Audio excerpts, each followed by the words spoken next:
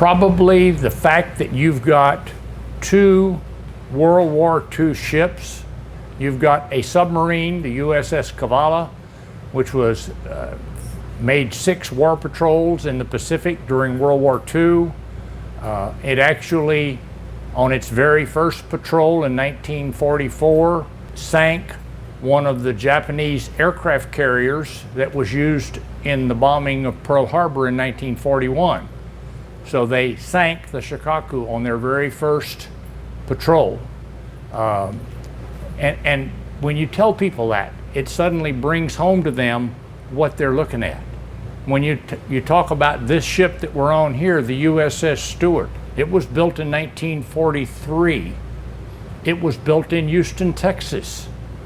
It was built by a company called Brown Shipbuilding, which is a branch of Brown and Root Company, which now is now part of one of the other large construction and engineering firms.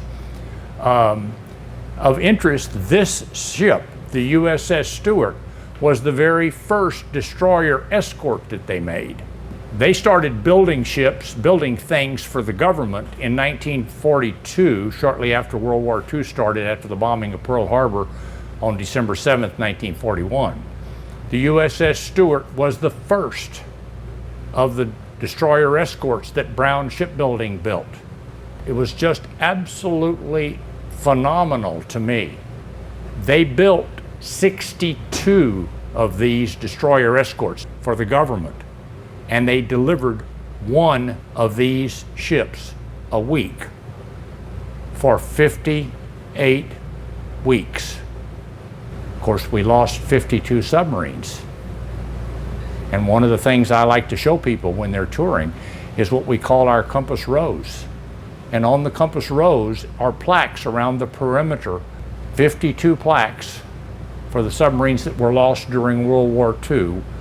We always honor the loss of anybody that was on a submarine from the time they first started the first submarines up until today.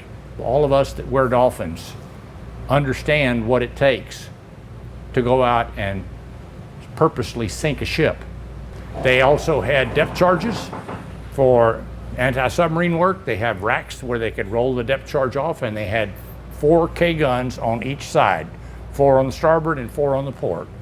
And they could fire the depth charges out away from the side of the ship. And depending on the charge that was put into the depth charge launcher would depend upon how far it went. So you could fire one that goes 75 yards, you could fire another one that goes 125 yards. Hedgehogs, on the other hand, were basically looked like a big mortar round, but they were fired off of a spigot that would fire either to the port or the starboard side. And they fired all 20 of them at one time, and they fell in a pattern like the infinity sign. And they just sank down. And if they hit something, they detonated. If they didn't hit something, it didn't detonate. When you put the mattresses back in here, we eventually will get back to having sleepovers. We'll have kids come over and stay.